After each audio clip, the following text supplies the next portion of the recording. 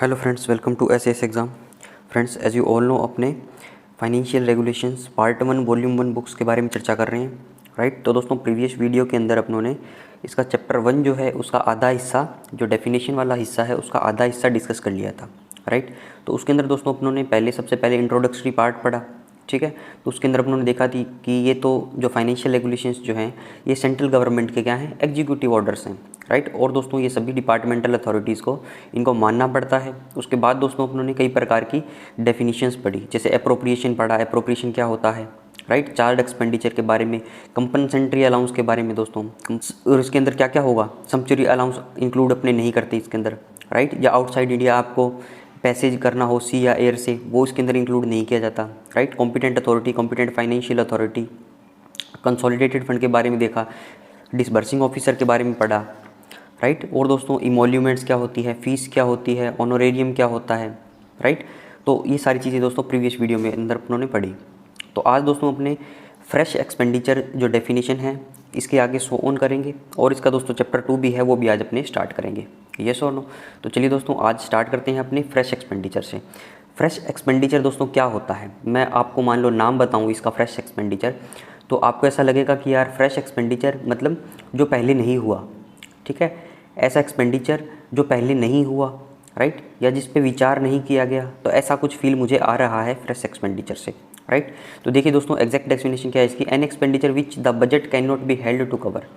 दोस्तों ऐसा खर्चा जिसके बारे में बजट के अंदर विचार नहीं किया गया या जिसको बजट कवर नहीं करता, ठीक है। मेरा दोस्तों 5 लाख करोड़ का टोटल बजट है, ठीक है। इसके अंदर दोस्तों कुछ ऐसे खर्चे आ गए मान लो बाद में, जिनका उस 5 लाख करोड़ के अंदर उनका क्या है, विचार नहीं है, उसको कवर नहीं किया गया, राइट। तो दोस्तों जो खर्चा होगा उसको फ्रेश एक्सपेंडिचर बोलता हूँ, यस और। लेकिन दोस्तों इसके अंदर कुछ कंडीशंस हैं, कि इसके अंदर कुछ कंडीशंस हैं, इन बातों को दोस्तों आपको एक्सक्लूड करना है। अगर ये चीज़ें होती है, ये लगेगी तो आपको फ्रेश एक्सपेंडिचर, ठीक है। दोस्तों देखिए ध्यान से सुनिए, ये लगेगी तो चीज़ें आपको फ्रेश एक्सपेंडिचर, लेकिन दोस्तों जो दिखता है वो कई बार होता नहीं है। जो चीज़ें अपने को दिखती है वो चीज़ें एक्चुअल में नहीं होती है, ठीक है। ये दिखेगा तो आपको फ्रेश एक्सपेंडिचर, लेकिन ये एक्चुअल में दोस्तों फ्रेश एक्सपेंडिचर नहीं है। ये दिखेगा तो दोस्तों आपको फ्रेश एक्सपेंडिचर, लेकिन एक्चुअल में ये फ्रेश एक्सपेंडिचर नहीं है, ठीक है। तो देखिए दोस्तों कौन कौन सा है, देखो ये कॉन्ट्राडिक्शन है दोस्तों, इनको फ्रेश नहीं मानते, ये लिख भी दिया मैंने, ठीक है। इनको फ्रेश नहीं मानेंगे, ये दोस्तों पीडीएफ में भी आ जाएगा, ये ऑलरेडी मेरा रिटर्न था इसके अंदर, ठीक है। It does not applied to expenditure contemplated by regulations but requiring sanction of the higher authority.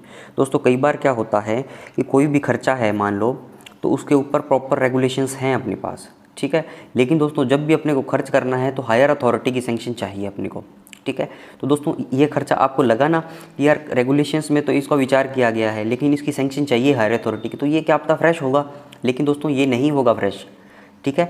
ऐसे खर्चे दोस्तों जो रेगुलेशंस में हैं, जिन पे रेगुलेशंस हैं कि हाँ ये करने हैं आपको, लेकिन करते टाइम आपको हायर अथॉरिटी की सैंक्शन चाहिए, वो भी क्या है, फ्रेश एक्सपेंडिचर की श्रेणी में नहीं आती।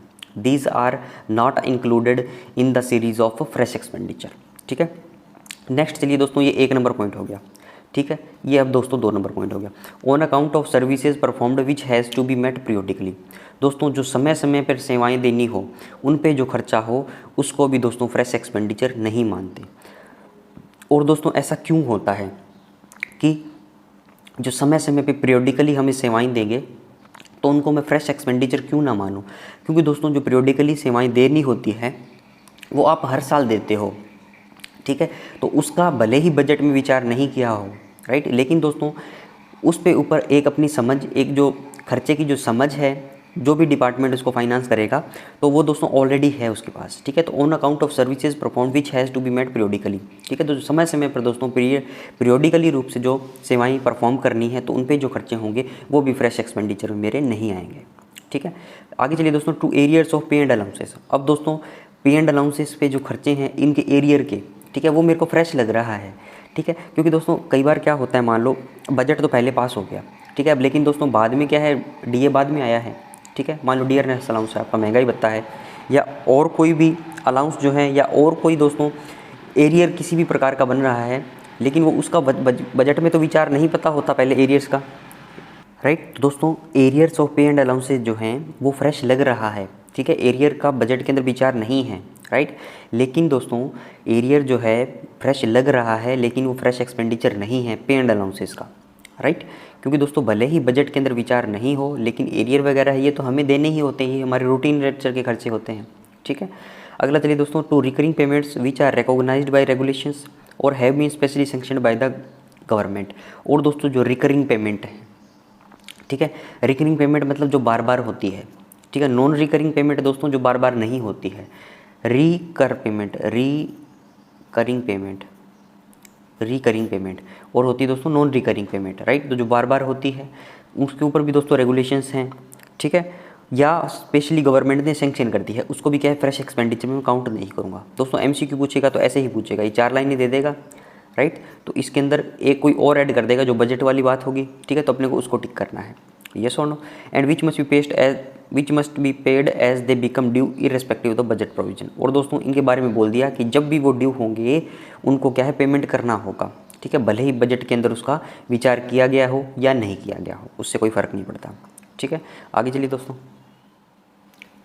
नेक्स्ट देखिए दोस्तों, इंप्रेस्ट के बारे में बोला गया है। अब इंप्रेस्ट का सवाल दोस्तों नवंबर 2007 के अंदर पूछा गया है, ठीक है। तो देखिए दोस्तों इंप्रेस्ट क्या होता है। इंप्रेस्ट दोस्तों एक कैश असाइनमेंट होता है in the nature of the permanent advance, एक प्रकार का परमानेंट एडवांस है, placed at the disposal of officers incurring expenditure, ठीक है। दोस्तों प्लेस्ड एट द डिस्पोजल का मतलब आपको मैंने कल बताया था कि इसका मतलब क्या होता है, कोई पर्टिकुलर ऑफिसर को क्या है एक अथॉरिटी दे दी, ठीक है, कि वो कॉम्पिटेंट अथॉरिटी है, उसके डिस्पोजल पे क्या है वो खर्चा हम कर सकते हैं, उसकी सैंक्शन के द्वारा, उसकी कंसेंट के द्वारा हम क्या है वो खर्चा कर सकते हैं, यस और नो। और दोस्तों कैश असाइनमेंट का मतलब क्या है, कैश को असाइन किया है, इसको तोड़ के पढ़िए। कैश असाइनमेंट मतलब कैश को असाइन किया है, कैश को दिया है, ठीक है, किस प्रकार का, एक परमानेंट एडवांस का। इसका मतलब क्या है दोस्तों, इंप्रेस्ट का फंड दोस्तों कैसे होता है कि एक प्रकार से परमानेंट एडवांस मैंने आपको 10,000 रुपये दे दिए, ठीक है ये मैंने आपको दे दिया, इंप्रेस्ट का खर्चा है ये आपका भैया 10,000 रुपये का पर मंथ मान लो ये, ठीक है, या 6 मंथ जो भी है, ठीक है। तो एक प्रकार से मैंने 10,000 रुपये दे दिया आपको खर्च करने के लिए। अब दोस्तों जब ये खर्च हो जाए, मान लो पहले 1,000 रुपये खर्च कर दिए, फिर 5 कर दिए, फिर 4 कर दिए, फिर 1 कर दिए, मतलब 10,000 रुपये खर्च हो गए। तो अब जो खर्च हुए हैं उसकी डिटेल मुझे वापस ला के दे दो आप, ठीक है, बिल्स ला के दे दो इसके, ठीक है, बिल्स ला के दे दो। तो फिर मुझे ये पता लग जाएगा कि आपने ये पूरे पैसा खर्च कर दिया, फिर मैं आपको 10,000 रुपये और अलॉट कर दूँगा, ठीक है। यही तो होता है दोस्तों इंप्रेस्ट का खर्चा। एक बार पैसा दे दिया परमानेंट एडवांस के रूप में, फिर आप उसमें से खर्च करते रहो, जब वो पूरा खर्च हो जाए तो उसका हिसाब किताब ला के मुझे वापस दे दो। अगर मैं उसमें संतुष्ट हो जाता हूँ तो मैं क्या करता हूँ दोस्तों, आपको 10,000 रुपये और सैंक्शन दे देता हूँ। अगर मैं उसमें से मुझे कोई डिस्क्रिपेंसी लगती है, मैं संतुष्ट नहीं होता हूँ, तो वो पैसा काट करके 10,000 में से आगे आपको कम पैसा प्रोवाइड करवा दूँगा मैं, ठीक है। अब दोस्तों इसके अंदर क्या क्या एग्जाम्पल आते हैं। लोकल परचेज ऑफ पेटी स्टोर्स। लोकल परचेज मतलब क्या है, आप लोकली कोई सामान खरीद लो, ठीक है। पेटी स्टोर मतलब कोई छोटा मोटा आइटम खरीद लो, तो वो इंप्रेस्ट से खरीद सकते हो। Local repairs by civilian firms, ठीक है, लोकल दोस्तों कोई रिपेयरिंग करवानी है आपको, ठीक है, गवर्नमेंट फर्म ना होके जो बाहर की सिविलियन फर्म्स हैं वहाँ से आप करवा सकते हो। कंटीजेंट और पोस्टल चार्जेस। कंटीजेंट मतलब दोस्तों कंटीजेंसी फंड आपने पढ़ा है, मतलब जो आकस्मिक, जो कई बार प्रॉब्लम्स आ जाती है, आकस्मिक जो खर्चे हमने कवर करने पड़ते हैं। या पोस्टल चार्जेस। पोस्टल चार्जेस का मतलब क्या है, जो डाक आपको इधर उधर भेजनी है, ठीक है। Payment for casual labour on daily rates of पे। दोस्तों कोई आपको ऑफिस के अंदर काम करवाना है तो उसमें अंदर कोई कैजुअल लेबर है, ठीक है, उसको थोड़ी बहुत पेमेंट करनी है, वो भी आप इंप्रेस्ट फंड से कर सकते हो, ठीक है।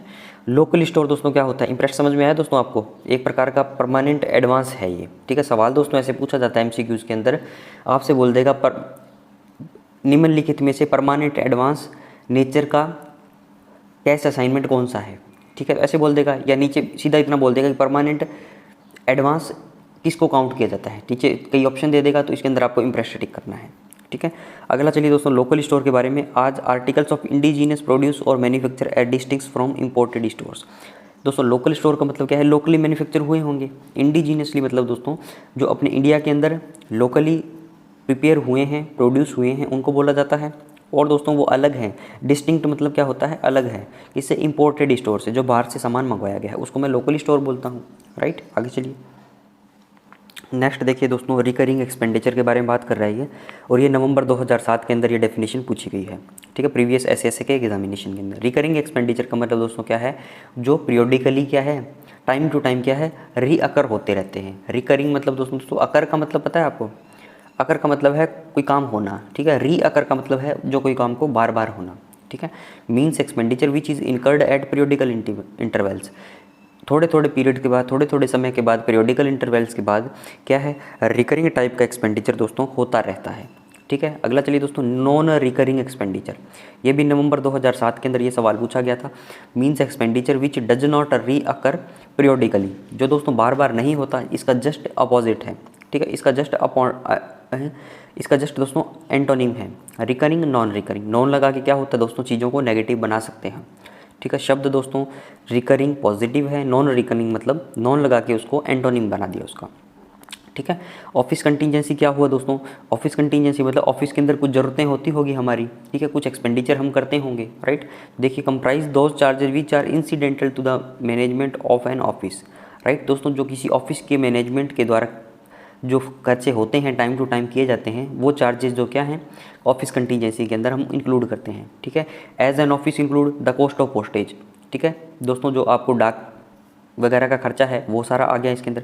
Telegrams issued without pre payment, दोस्तों टेलीग्राम मतलब कोई मैसेज आपको पहले सेंड करना पड़ता था तो उसका खर्चा हो गया। टेलीफोन के दोस्तों बिल हो गए, फर्नीचर से रिलेटेड कोई खर्चा हो गया, राइट। एडवर्टीजमेंट हो गया, ऑफिस का दोस्तों किराया हो गया, बुक एंड पीरियोडिकल से रिलेटेड चीज़ें हो गई, राइट। तो ये सारी ऑफिस कंटीजेंसी के अंदर आएगी। नेक्स्ट चलिए आगे दोस्तों, देखिए ऑफिस कंटीजेंसी में क्या क्या आएगा। Charges on account of hot weather establishment, दोस्तों कई बार मौसम जो चेंज होता है तो उसके लिए हमारी कुछ एडिशनल रिक्वायरमेंट्स होती हैं, ठीक है।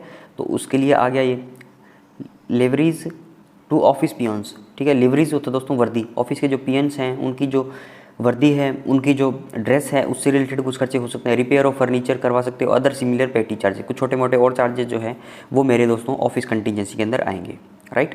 ये देखिए दोस्तों अगला रीअप्रोप्रिएशन, ही इंपॉर्टेंट है। रीअप्रोप्रिएशन का मतलब क्या होता है दोस्तों, इसका डिटेल में चर्चा अपने चैप्टर में करेंगे, लेकिन आपको एक बेसिक आइडिया दे देता हूँ। दो कोई भी हेड हैं, ठीक है, ए और बी, और दोस्तों ये दोनों एक्सपेंडिचर हेड हैं। एक चीज़ आपको याद रखनी है, ठीक है, जिसे अपने खर्चा करते हैं दोस्तों। इसके अंदर क्या होता है, एक के अंदर मुझे 100 रुपये खर्च करने थे, दूसरे के अंदर भी मुझे 100 रुपये अलॉट हुए थे, राइट।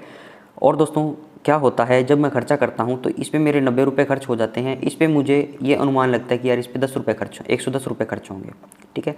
इसके अंदर दोस्तों फंड 100 रुपये का है, इसके अंदर 100 रुपये का फंड था, खर्चा मैंने 90 रुपये ही हुआ है, 10 रुपये मेरे बच गए इसके अंदर, ठीक है। यहाँ दोस्तों 10 रुपये का मुझे घाटा हो रहा है कि 10 रुपये और चाहिए, तो दोस्तों मैं इस फंड को क्या है इसके अंदर ट्रांसफ़र कर दूंगा।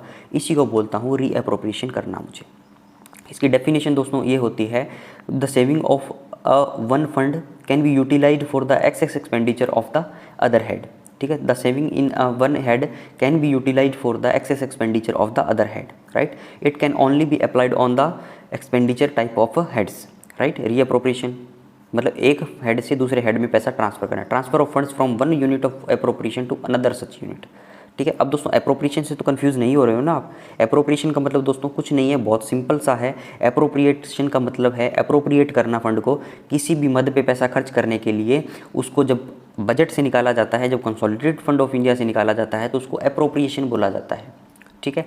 सिंपल भाषा में दोस्तों आप ये बोल दो, किसी भी मुझे ए आइटम पे पैसा खर्च करना है तो मैं फंड को जब एप्रोप्रिएट कर लूँगा तो क्या कर सकता हूँ, मैं उस पर खर्च कर सकता हूँ, ठीक है। अकाउंटिंग की भाषा में दोस्तों ये बहुत आपको एप्रोप्रिएशन देखने को मिलेगा, पूरी किताब के अंदर एप्रोप्रिएशन आपको देखने को मिलेगा, ठीक है। तो ये चीज़ दोस्तों समझ में आई। अब सप्लीमेंट्री ग्रांट भी है दोस्तों, इससे मिलता जुलता है, ठीक है। देखिए means parliamentary sanction for additional funds to supplement the original sanction budget. दोस्तों 3 शब्द बोल दिए, original sanction budget, original sanctioned budget, ठीक है, ये बोल दिया। ओरिजिनल सैंक्शन बजट जितना भी हो कुछ फ़र्क नहीं पड़ता, ठीक है। तो दोस्तों ओरिजिनल सैंक्शन बजट कर दिया किसी पे, और कोई भी ए आइटम पे मुझे मान लो 5 करोड़ रुपए सैंक्शन हुए, ठीक है। लेकिन दोस्तों धीरे धीरे साल के एंड तक आते आते मुझे क्या पता चला कि ये 5 करोड़ रुपए जो हैं तो यार ये तो इसमें क्या है कम पड़ेंगे मुझे, ठीक है। ये इसमें पूरा खर्चा जो है इससे ज़्यादा होने वाला है, राइट। तो दोस्तों हमें इसको फंडिंग करनी है, राइट। तो हमें क्या है एडिशनल जो है पार्लियामेंट्री सैंक्शन लेनी पड़ेगी, ठीक है, to supplement the original sanction budget. इसमें मुझे सप्लीमेंट कुछ डालना पड़ेगा, मान लो 1 करोड़ का सप्लीमेंट, 50 लाख का सप्लीमेंट, 2 करोड़ का सप्लीमेंट, ठीक है। तो दोस्तों ये सब चीज़ें जो एक्स्ट्रा फंड जो अलॉट होगा इसके अंदर, उसकी मुझे जो पार्लियामेंट्री सैंक्शन चाहिए। पार्लियामेंट्री सैंक्शन मतलब क्या है, पार्लियामेंट में दोस्तों वोटिंग होगी उसकी, ठीक है। तो जो पार्लियामेंट्री सैंक्शन होगी उसी को बोलता हूँ जो दोस्तों जो एक्स्ट्रा फंड अलॉट होगा, इसी को मैं क्या बोलता हूँ, सप्लीमेंट्री ग्रांट, राइट। लेकिन दोस्तों कई बच्चों के दिमाग में ये क्वेश्चन भी आएगा कि सर ऊपर तो बताया था रीअप्रोप्रिएशन भी कर सकता हूँ मैं, ठीक है। मान लो ऐसा कोई बी हेड होगा, उस पर मान लो खर्चा कम किया होगा तो उसका फंड भी तो मैं इसके अंदर ले सकता हूँ, बजाय कि सप्लीमेंट्री ग्रांट लूँ मैं। तो दोस्तों सबसे पहले यही प्रोसेस किया जाता है और ये बातें इन लाइन्स के अंदर लिखी गई है, ठीक है। तो देखिए, when reappropriation of funds within a demand is not adequate, right.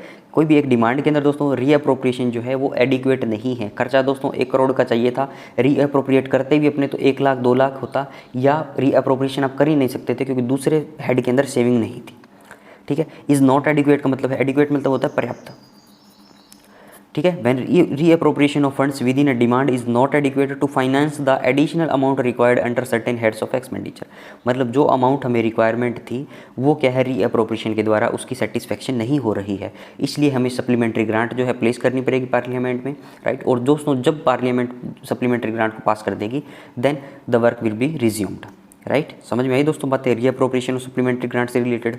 आगे चलिए, अगला देखिए दोस्तों, पब्लिक फंड्स के बारे में बात कर रहे हैं। पब्लिक फंड्स का मतलब होता है सार्वजनिक निधि, ठीक है। और दोस्तों ये पब्लिक फंड जो है ये डेफिनेशन और ये नाम जो है आपको बहुत देखने को मिलेगा, ठीक है। आपके डे टू डे लाइफ के अंदर डिपार्टमेंट्स के अंदर भी पब्लिक फंड के बारे में आपको बहुत देखने को मिलेगा, राइट। पब्लिक डिफिनेशन क्या है दोस्तों, इसका कंसेप्ट क्या है वो देखिए। पब्लिक फंड मतलब सार्वजनिक निधि, मतलब include all funds which are financed entirely from the public money. दोस्तों पब्लिक मनी से जो फंड फाइनेंस होगा और पूरी तरह से फाइनेंस होगा उसको क्या बोलते हैं, मैं पब्लिक फंड बोलता हूँ, राइट। और दोस्तों इसके अंदर कुछ कंडीशंस हैं, ठीक है, कि भैया ये भी क्या है, पब्लिक फंड के अंदर काउंट होंगे, ठीक है दोस्तों। द अनएक्सपेंडेड, अनएक्सपेंडेड का मतलब है जो व्यय न किया गया हो, ठीक है। कुछ मान लो 100 रुपये अलॉट हुए, 50 तो आपने खर्च कर दिए, 50 बच गए आपके पास, ठीक है। तो ये सेविंग हो गई आपकी 50 रुपये, तो ये मतलब अनएक्सपेंडेड है, right. Balances of which are refundable to the government in the event of their not being devoted to the objects for which are granted, ठीक है। मतलब 100 रुपये आपको खर्च करने थे, किसी मद पे खर्च करने थे और दोस्तों वो क्या है, वो खर्च नहीं हुआ, ठीक है। तो वो क्या है, रिफंडेबल है गवर्नमेंट को, ठीक है। तो उसको भी क्या है, पब्लिक फंड ही बोला जाएगा, ठीक है। और दोस्तों इसके साथ कुछ और है, एंड ऑल्सो ये सारी चीज़ें भी है। अनइश्यूड पे एंड अलाउंसेज, दोस्तों पे एंड अलाउंसेज आपने 5 करोड़ की डिमांड करी, ठीक है, 4 करोड़ ही रुपए उसके अंदर खर्च हुए, 1 करोड़ बच गया, तो वो भी क्या है, मेरा पब्लिक फंड अकाउंट में रहेगा, ठीक है। ऑफिस अलाउंसेज फंड, दोस्तों ऑफिस के कुछ अलाउंसेस हैं, उनसे रिलेटेड जो फंड है वो भी क्या मेरा क्या होगा, पब्लिक फंड होगा। The estates of deceased man and deserters, दोस्तों संपदा जो है, जो पैसा है इसका डिजीज्ड मैन का, मृतक जो आदमी है, ठीक है, उसका पब्लिक फंड के अंदर है मान लो, तो वो भी पब्लिक फंड के अंदर ही रहेगा, उसको पब्लिक फंड अकाउंट के अंदर मेंटेन किया जाएगा, राइट। और दोस्तों डिजर्टर्स मतलब भगोड़े, कई बार क्या है दोस्तों, सर्विस के अंदर आदमी क्या है, सर्विस छोड़ के बिना डिपार्टमेंट को इंटीमेट किए क्या है चला जाता है, उसको दोस्तों भगोड़ा बोला जाता है, डिजर्टर्स बोला जाता है, ठीक है। मान लो दोस्तों मैं जॉब पे जा रहा हूँ, ठीक है, एक दिन ऐसा आया कि मैं जॉब से गायब हो गया, ठीक है, ऑफिस से गायब हो गया बिना किसी इंटीमेशन के, राइट। और दोस्तों मैं 1 दिन 2 दिन 3 दिन 4 दिन 5 दिन 10 दिन नहीं आया, 20 दिन नहीं आया, राइट। तो मुझे क्या बोल दिया जाएगा दोस्तों, पहले घर पे नोटिस जाएगा, डिपार्टमेंट को, मेन ऑफिस को इंटीमेट किया जाएगा, राइट। दोस्तों पूरी जानकारी की जाएगी, लास्ट में उसको क्या है, डिजर्टर्स घोषित कर दिया जाएगा, राइट, यस और नो। तो उसका जो पैसा है उससे रिलेटेड जो स्टेट्स हैं वो सारे भी क्या है, मेरे पब्लिक फंड जो सार्वजनिक निधि है उसके अंदर मेंटेन होते हैं, ठीक है।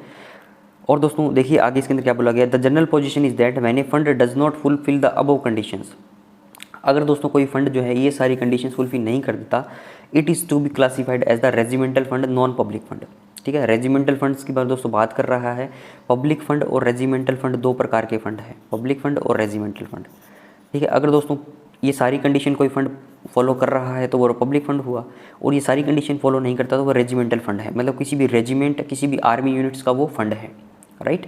समझ में आई दोस्तों बात है। इवन दो इट में B entirely financed from the public money, भले ही दोस्तों रेजिमेंटल फंड जो है पब्लिक मनी उसमें अंदर आ रहा हो, लेकिन ये सारी जो है टर्म्स एंड कंडीशन अगर वो फॉलो नहीं करता तो वो क्या है, रेजिमेंटल फंड कहलाएगा, ठीक है। समझ में आई दोस्तों बातें। इसका दोस्तों एक छोटा सा एग्जांपल आपको दूं तो जैसे कोई भी आर्मी यूनिट्स है या उस दोस्तों कोई भी डिपोज है, उसके अंदर बहुत सारे सिविलियंस काम करते हैं, ठीक है। उनके दोस्तों क्या है, सिविलियंस काम करते हैं बहुत सारे, तो उनके दोस्तों पे एंड अलाउंसेस जो हैं, उनके जो दोस्तों पे एंड अलाउंसेस जो हैं वो रिक्विजिशन पहले आती है उनकी, ठीक है दोस्तों। हमारे ऑफिस में उनको रिक्विजिशन आती है, हम उनको दोस्तों रिक्विजिशन के बिहाफ पे क्या करते हैं, पेमेंट कर देते हैं, राइट। तो दोस्तों पेमेंट अपनों ने कर दी, एक टेंटेटिव पेमेंट उनको कर दी, फिर दोस्तों क्या है, पेमेंट को डिस्ट्रीब्यूशन करके, और दोस्तों ये पेमेंट जो करते हैं वो अपने उस यूनिट के आर्मी के पब्लिक फंड अकाउंट के अंदर करते हैं, जिस यूनिट के अंदर वो सिविलियंस काम कर रहे हैं, ठीक है। तो उनके पब्लिक फंड अकाउंट के अंदर अपनों ने पेमेंट कर दी, फिर दोस्तों पेमेंट डिस्ट्रीब्यूट हो जाती है, तो लास्ट के अंदर दोस्तों वो क्या है, हमें TLB भेजते हैं, टेम्परेरी लेबर बिल्स, राइट। और दोस्तों जो पैसा बच जाता है वापस क्या है, MRO के जरिए वो गवर्नमेंट के खाते में जमा करवा देते हैं, राइट। तो दोस्तों पब्लिक फंड अकाउंट का जो टर्म है वो बताने का मेरा उद्देश्य था यहाँ पे, कि जो अपने पैसा ट्रांसफ़र करते हैं किसी भी यूनिट में, कि वहाँ से जो डिस्ट्रीब्यूशन होगा उनकी पेमेंट का, वो पब्लिक फंड अकाउंट होता है, राइट। दोस्तों किसी भी यूनिट का, किसी भी रेजिमेंट का जो अकाउंट है किसी भी बैंक के अंदर खुला हुआ है, एक परमानेंट उनको अकाउंट नंबर मिला होता है। जैसे मेरा बैंक के अंदर अकाउंट है तो मुझे एक अकाउंट नंबर मिला हुआ है, तो ऐसे ही इस पब्लिक फंड अकाउंट का मतलब है कि बैंक के अंदर खाता खोल दिया और उसका एक पर्टिकुलर उनको क्या दे दिया, अकाउंट नंबर दे दिया। तो सारी ट्रांजैक्शन दोस्तों इसी के जरिए होती है, राइट। क्योंकि दोस्तों पब्लिक फंड क्यों बोल दिया, पब्लिक का मनी क्यों बोल दिया, क्योंकि जिनको पेड अलाउंसेस हैं वो सारे क्या कंसोलिडेटेड फंड ऑफ इंडिया से तो गए होंगे, राइट। तो इसलिए दोस्तों पब्लिक फंड की जो डेफिनेशन है आपको इस रेफरेंस में लेके भी समझ सकते हो, राइट। तो दोस्तों ये हुआ चैप्टर नंबर 1 मेरा कंप्लीट।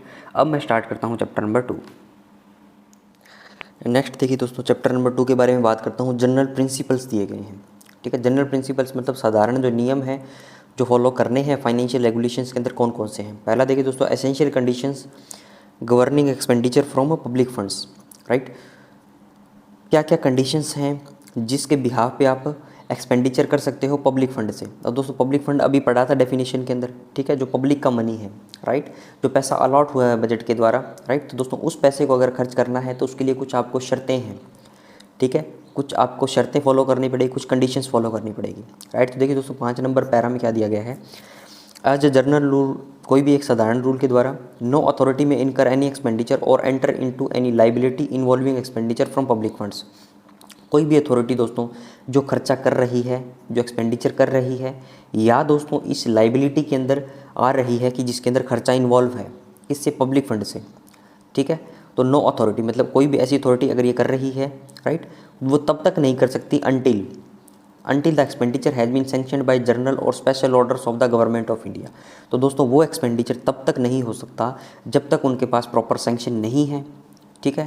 प्रॉपर सैंक्शन नहीं है दोस्तों किसकी, दोस्तों कोई भी जर्नल या स्पेशल ऑर्डर होगा किसका, गवर्नमेंट ऑफ इंडिया का। Until the expenditure has been sanctioned by general और special orders of the government of India. दोस्तों गवर्नमेंट ऑफ इंडिया की सैंक्शन क्या है, उसके अंदर रिक्वायरमेंट है अगर किसी भी अथॉरिटी को पब्लिक फंड से पैसा खर्च करना है तो, ठीक है, नंबर 1 बात। दूसरा देखिए दोस्तों, या तो ये हो गया ऐसी सैंक्शन उनके पास होनी चाहिए गवर्नमेंट ऑफ इंडिया की, या दोस्तों by an authority to which power has been delegated in this behalf, या तो दोस्तों गवर्नमेंट ऑफ इंडिया की सैंक्शन होगी, या दोस्तों गवर्नमेंट ऑफ इंडिया ने जिसको पावर डेलीगेट करी है उस बंदे की सैंक्शन होनी चाहिए, ठीक है। या तो गवर्नमेंट ऑफ इंडिया की सैंक्शन होनी चाहिए, या जिस बंदे को पावर डेलीगेट करी है उसकी सैंक्शन हमारे पास होनी चाहिए, जो बंदा पैसा खर्च कर रहा है पब्लिक फंड से, राइट। बिना इनकी सैंक्शन के कोई भी अथॉरिटी क्या है, एक्सपेंडिचर नहीं कर सकती, ठीक है, राइट। ये चीज़ समझ में आई दोस्तों। The expenditure has been provided for in the authorised grant and appropriation for the year. या तो इनकी सैंक्शन होगी, पहली कंडीशन तो ये होगी, ठीक है, गवर्नमेंट ऑफ इंडिया इनकी सैंक्शन हुई। इसके साथ साथ दोस्तों एंड आया यहाँ पे, ठीक है, यहाँ और था, यहाँ पे एंड है, एंड मतलब इसके साथ इंक्लूड है, और का मतलब दोस्तों अथवा। पहले आप अपने स्कूलों में एग्जाम देते थे तो और आता था, तो मतलब दोनों में से एक करना है, एंड मतलब उसके साथ जुड़ा हुआ है, ठीक है। तो एंड मतलब ये कंडीशन भी होनी चाहिए, the expenditure has been provided for in the authorised grants and appropriation for the year, मतलब उस पर्टिकुलर ग्रांट से जिस खर्च कर रहे हो तो उसके अंदर ऑथराइजेशन होना चाहिए, राइट। और दोस्तों उस ईयर के लिए वो फंड अप्रोप्रिएशन अकाउंट के द्वारा अप्रोप्रिएशन एक्ट के अंदर उसका भी मेंशन होना चाहिए, ठीक है, तभी आप क्या है खर्च कर सकते हो, राइट। समझ में आई दोस्तों बात। तो कोई एक्सपेंडिचर करना है या कोई लाइबिलिटी एक्सपेंडिचर की, या तो गवर्नमेंट ऑफ इंडिया की सैंक्शन होगी, या गवर्नमेंट ऑफ इंडिया ने किसी को पावर डेलीगेट करी है उसकी सैंक्शन आपके पास होनी चाहिए। और दोस्तों इसके साथ साथ वो जो बजट है, वो जो एक्सपेंडिचर है वो ग्रांट्स के अंदर ऑथोराइज होना चाहिए, और दोस्तों उसका उस अप्रोप्रिएशन ईयर जिस ईयर के अंदर खर्चा हो रहा है उसके अप्रोप्रिएशन एक्ट के अंदर भी उसका चर्चा होना चाहिए, ठीक है। समझ में आई दोस्तों बातें। आगे चलिए, any amount provisionally included in the estimates is not available for expenditure until the proposals to which it relates have been finally sanctioned. और दोस्तों क्या होता है एनी अमाउंट प्रोविजनली का मतलब क्या है दोस्तों, प्रोविजनल पेमेंट आपने सुना होगा। प्रोविजनली का मतलब कहता है सब्जेक्ट टू फर्दर कन्फर्मेशन, कि मतलब एक बार आपने पेमेंट कर दी लेकिन उसका कन्फर्मेशन आना अभी बाकी है, ठीक है। Any amount provisionally included in the estimate is not available for expenditure. दोस्तों कोई भी अमाउंट है, कोई भी पैसा है, प्रोविजनली अगर आप इंक्लूड करते हो कोई भी एस्टिमेट के अंदर, तो दोस्तों वो एक्सपेंडिचर के लिए अवेलेबल नहीं होता है, ठीक है, आपको उसके एक्सपेंडिचर नहीं करता है। दोस्तों मोस्ट इंपॉर्टेंट है, स्टार मार्क कर लो इसको, सवाल पूछेगा तो इसमें से पूछ सकता है, ठीक है। वो बोल देगा कोई भी अमाउंट प्रोविजनली इंक्लूडेड है एस्टिमेट के अंदर, बजट के अंदर, तो क्या वो उस पर आप एक्सपेंडिचर कर सकते हो। तो दोस्तों उसको आपको नोट करके आना है कि कोई भी अमाउंट जो है प्रोविजनली अगर इंक्लूड है एस्टिमेट के अंदर, बजट के अंदर, राइट, तो वो एक्सपेंडिचर के लिए अवेलेबल नहीं है। कब तक दोस्तों? Until the proposals to which it relates have been finally sanctioned, ठीक है। जब तक दोस्तों जिस प्रपोजल पे जो अमाउंट खर्च करनी है वो उसकी प्रॉपर सैंक्शन ना आ जाए, ठीक है। मतलब आपको सैंक्शन तो चाहिए ही चाहिए कोई भी खर्च अगर आपको करना है तो, ठीक है। समझ में आई दोस्तों बातें? आगे चलिए। नेक्स्ट देखिए दोस्तों, स्टैंडर्ड्स ऑफ फाइनेंशियल प्रोप्रिएटी दिया हुआ है, ठीक है। इसका मतलब क्या है दोस्तों? कुछ मानक दिए गए हैं फाइनेंस से रिलेटेड कि अगर कोई प्रोक्योरमेंट करना है, कोई भी पब्लिक मनी से आपको पैसा खर्च करना है, तो आपको ये सारी चीज़ें क्या है ऑब्जर्व करनी है। दोस्तों मैंने पहले ही लेक्चर में आपको बताया था, FR किताब का नाम क्या है? फाइनेंशियल रेगुलेशंस, ठीक है। तो फाइनेंस से रिलेटेड दोस्तों, पैसे से रिलेटेड पूरी किताब के अंदर बात होगी, ठीक है। और दोस्तों अपने जो फैक्ट हैं, अपने सवाल कहाँ से पूछा जा सकता है, वो लास्ट में अपने डिस्कस करेंगे, राइट। एक बार दोस्तों थ्योरेटिकल पोर्शन अपने पढ़ेंगे 4-5 चैप्टर तक, ताकि हमारी समझ थोड़ी डेवलप हो जाए, राइट। इसके साथ साथ दोस्तों बीच बीच में आपको बता ही रहा हूँ कि MCQ कहाँ से पूछे जा सकते हैं, ठीक है। दोस्तों प्रीवियस जो SS के एग्जामिनेशन होते थे उसके अंदर स्टैंडर्ड ऑफ फाइनेंशियल प्रोप्रिएटी जो है, ये उनका एक जो एग्जामिनर का फेवरेट क्वेश्चन होता था। लगभग दोस्तों हर एक पेपर के अंदर ये सवाल पूछा गया है, ठीक है। इससे रिलेटेड दोस्तों इस पर टिप्पणी पूछी गई है या इससे रिलेटेड कुछ और बातें पूछी जाती है, राइट। तो हमें दोस्तों इसको भी ध्यान से पढ़ना है, राइट। तो देखिए दोस्तों 6 नंबर में क्या दिया गया है? एवरी ऑफिसर इनकरिंग और authorising expenditure from public money. कोई भी ऑफिसर दोस्तों या तो वो खुद खर्च कर रहा है या दोस्तों वो ऑथोराइज कर रहा है उस एक्सपेंडिचर को खर्च करने के लिए, ठीक है। किससे? पब्लिक मनी से। प्रीवियस स्लाइड में दोस्तों देखा, गवर्नमेंट ऑफ इंडिया सैंक्शन करेगी या गवर्नमेंट ऑफ इंडिया के द्वारा कोई डेलीगेटेड बंदा जो है, कोई अथॉरिटी है, वो उसको सैंक्शन करेगी। तो दोस्तों ये उसी अथॉरिटी की बात कर रहे हैं, ठीक है। कोई ऑफिसर या तो इनकर कर रहा है एक्सपेंडिचर को या एक्सपेंडिचर को ऑथोराइज कर रहा है, किससे? पब्लिक मनी से, ठीक है। Should be guided by high standards of financial property, ठीक है। दोस्तों उसको क्या है? हाई स्टैंडर्ड जो है, बहुत सारी चीज़ों का ध्यान रखना है जब कब अगर वो ये चीज़ें करता है, राइट। तो क्या क्या चीज़ें को दोस्तों ध्यान रखना है उसको? Every officer should also enforce financial orders and strict economy at every step and see that all relevant financial rules and regulations are observed by his own office and by subordinate disbursing officer. दोस्तों हर एक officer को, कोई भी दोस्तों अधिकारी है, आप ऐसे एग्जामिनेशन पास करके अधिकारी बन जाओगे, ठीक है। तो आपको दोस्तों ये सारे नियम जो है वो सोच के पढ़ने हैं, राइट। अभी दोस्तों आप ऑफिसर बन जाओगे तो ये सारी चीज़ें आपको ध्यान में रखनी पड़ेगी, ठीक है। Every officer should also enforce financial order and strict economy.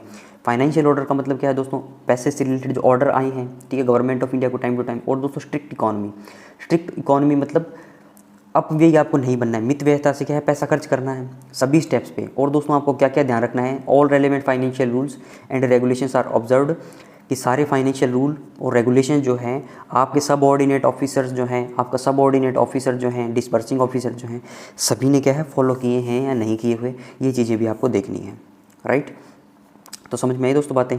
तो ये इन सब के साथ साथ दोस्तों क्या है, among the principle on which emphasis is generally laid are the following.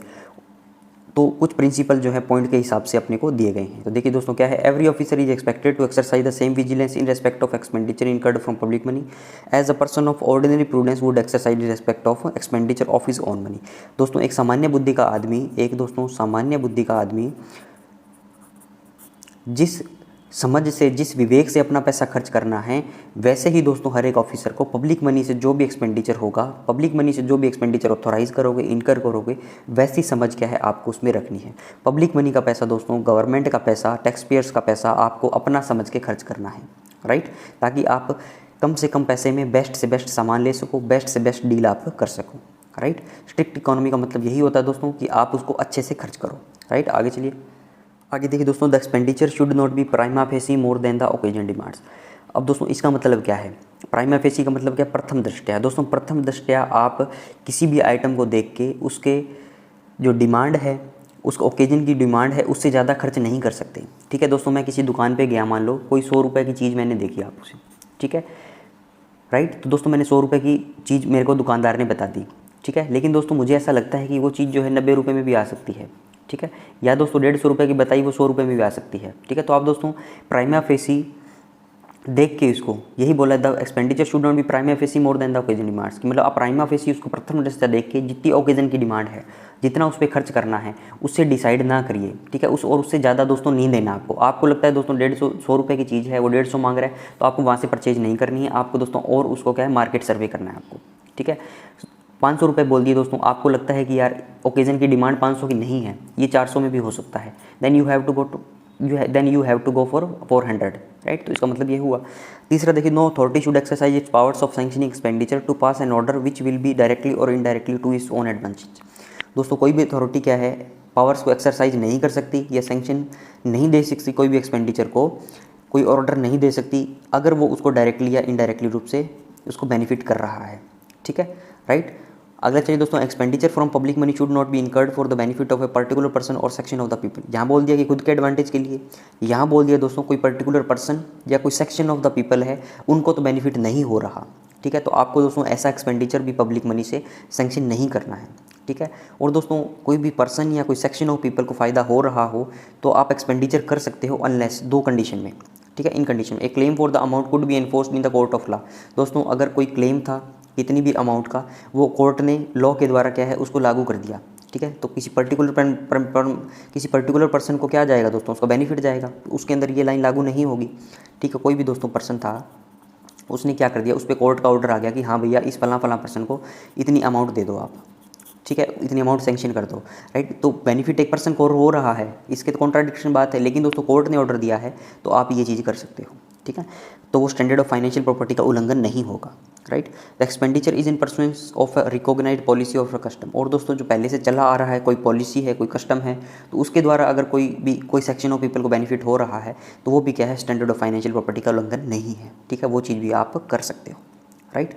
आगे चलिए दोस्तों, the amount of allowances granted to meet expenditure of a particular type should be so regulated that the allowances are not on the whole a source of profit to the recipients. अब इसका मतलब क्या है दोस्तों, the amount of allowances, जो allowances की amount है grant कर दी किसको दोस्तों, to meet expenditure of a particular type, ठीक है, कोई भी पर्टिकुलर टाइप का एक्सपेंडिचर करने के लिए, राइट। अब दोस्तों यहाँ पे पढ़िए दोबारा, the amount of allowances should be so regulated. दोस्तों जो अमाउंट होगी अलाउंसेज की वो ऐसे रेगुलेटेड होनी चाहिए that the allowances are not on the whole a source of profit to the recipients. दोस्तों इसका मतलब ये हुआ दोस्तों, जो अलाउंसेज जो ग्रांटेड हैं, जो अमाउंट है, राइट, जो जितनी उसको दोस्तों अलाउंसेस बनता है उतना ही होना चाहिए, राइट। तो उसको दोस्तों एक्सेस आप उसको ग्रांट नहीं कर सकते, राइट। आगे चलिए दोस्तों, अब देखिए दोस्तों 6 नंबर पैरा जो है इसके अंदर पूरी थ्योरेटिकल बातें दी गई है, ठीक है। तो थोड़ा दोस्तों बोरिंग लग सकता है, लेकिन एक बार इसको क्या रीड आप करके जाइए एग्जामिनेशन में, ठीक है।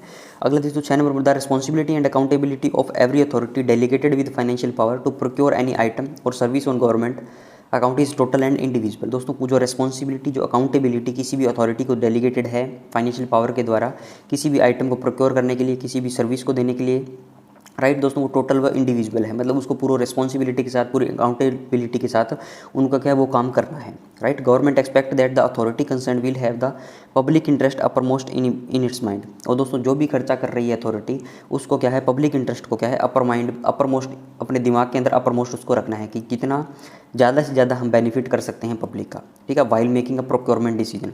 जब भी दोस्तों क्या है प्रोक्योरमेंट डिसीजन लिया जाता है, राइट, मतलब क्या है पब्लिक इंटरेस्ट अपर मोस्ट, ये चीज़ आपको याद रखनी है, right. The responsibility, this responsibility is not discharge merely by the selection of the cheapest offers but must confirm to the following yardstick of financial property. और दोस्तों ऐसा नहीं है कि आपको चीपेस्ट ऑफर सिलेक्ट करना है कि मतलब सबसे सस्ता सामान ले लो। मान लो मुझे प्रोक्योरमेंट करनी है, ठीक है, एक चीज़ 200 की है, एक चीज़ 100 रुपये की है, ठीक है, तो ऐसा नहीं कि मैं 100 रुपये की जाके ले लूँगा, राइट। उसकी दोस्तों क्वालिटी जो है वो भी अच्छी होनी चाहिए, ज़रूरी नहीं मुझे चीपेस्ट ऑफिस से चाहिए, ठीक है। तो ऐसे दोस्तों विवेक से काम करना है ताकि पब्लिक इंटरेस्ट जो है, पब्लिक का पैसा जो है वो अच्छे से अच्छे हम यूज़ कर सकें, राइट। तो दोस्तों ये क्या बोल रहा है, whether the offers have been invited in accordance with the governing rules and after following a fair and reasonable procedure in the prevailing circumstances. इसका मतलब क्या है दोस्तों, जो भी ऑफ़र है उस पर जो है सारे किसके अकॉर्डिंग होना चाहिए, जो रूल्स गवर्निंग है, ठीक है, जो गवर्नमेंट के रूल्स हैं, right. After following a fair and reasonable procedure, दोस्तों जो भी प्रोसीजर फॉलो करना है वो फेयर होना चाहिए, राइट, जो भी उन सर्कमस्टांसेस के अंदर हम कर सकते हैं, ठीक है। तो दोस्तों चीपेस्ट नहीं चूज़ करना है आपको, जिस टाइम प्रोक्योरमेंट होता है तो ये चीज़ें आपको ध्यान में रखनी है कि मतलब सारे रूल्स फॉलो हों, राइट, एक फेयर आप डील ले सको, एक रीजनेबल प्रोसीजर जो है सारे फॉलो किए गए हों, राइट। आगे चलिए दोस्तों, आगे देखिए दोस्तों, whether the authority is satisfied that the selected offer will adequately meet the requirement for which it is being procured. और दोस्तों अथॉरिटी क्या है, वो भी सेटिस्फाइड होनी चाहिए कि जो आपने ऑफर सिलेक्ट किया है वो क्या करेगा, आपकी रिक्वायरमेंट को क्या है एडिक्वेटली मीट कर देगा, ठीक है, जिस बात के लिए उसको लिया गया है, ठीक है। मान लो दोस्तों मुझे कूलर चाहिए, ठीक है, एग्जांपल ले लिया मैंने, तो दोस्तों कूलर मुझे लेना है तो उसके जो स्पेसिफिकेशन है, राइट, तो वो दोस्तों मेरे जो रिक्वायरमेंट है उसके हिसाब से होने चाहिए, ठीक है। और दोस्तों जो अथॉरिटी इसको परचेज कर रही है वो भी सेटिस्फाइड होनी चाहिए कि जो आपके मौसम में कितनी गर्मी है, ठीक है, आप जिस एरिया में रहते हो वहाँ पे कितनी गर्मी है, तो ये कूलर काम चल जाएगा इससे, ठीक है। तो ये बात बोल दी इसने, whether the price on offer is reasonable and consistent with the quality required. और दोस्तों जो कूलर मैंने लिया है वो 5,000 का लिया है, तो 5,000 वाली क्वालिटी भी इसके अंदर होनी चाहिए, वो बात बोल दी। ऑडिट ऑफिसर शैल ऑल्सो भी responsible for watching that the above principles are strictly observed. और दोस्तों ऑडिट ऑफिसर्स की क्या जिम्मेदारी है, डिफेंस अकाउंट्स डिपार्टमेंट की दोस्तों क्या जिम्मेदारी है, आर्मी नेवी एयरफोर्स के लोग जो भी प्रोक्योरमेंट करेंगे उस पर वॉच रखे और वो दोस्तों उसके अंदर स्टैंडर्ड ऑफ फाइनेंशियल प्रॉपर्टी का यूज़ किया गया हो। ये हमारा प्रैक्टिकल एस्पेक्ट है स्टैंडर्ड ऑफ फाइनेंशियल प्रॉपर्टी को पढ़ने का, ठीक है। दोस्तों जितने भी नियम दिए गए हैं आर्मी नेवी एयरफोर्स के द्वारा, जो भी प्रोक्योरमेंट वो करते हैं, जितना भी उनको बजट अलॉट होता है, तो उसके अंदर ये सारी कंडीशंस पूरी है या नहीं, जो भी प्रोक्योरमेंट किया है वो रेगुलेशंस है या नहीं, जितना पैसा खर्च किया है वो सही खर्च किया है, राइट, उसकी दोस्तों जो स्पेसिफिकेशन है वो रिक्वायरमेंट है या नहीं, ये सारी चीज़ें जो ऑडिट ऑफिसर मतलब डीएडी के जो ऑफिसर्स जो हैं, राइट, या दोस्तों सीएजी डिपार्टमेंट हैं तो वहाँ पे जो ऑफिसर्स जो हैं वो क्या है उन पे वॉच करेंगे, जो कंसर्न जो जिसकी ऑडिट वो करते हैं, राइट। तो समझ में आई दोस्तों बातें। तो ये दोस्तों पैरा नंबर 6 कंप्लीट हुआ। नेक्स्ट वीडियो में पैरा नंबर 7 से लेकर अपने 100 ऑन करेंगे। इस वीडियो को ये रैप अप करता हूँ, वीडियो को लाइक करें। Thanks for watching, have a nice day.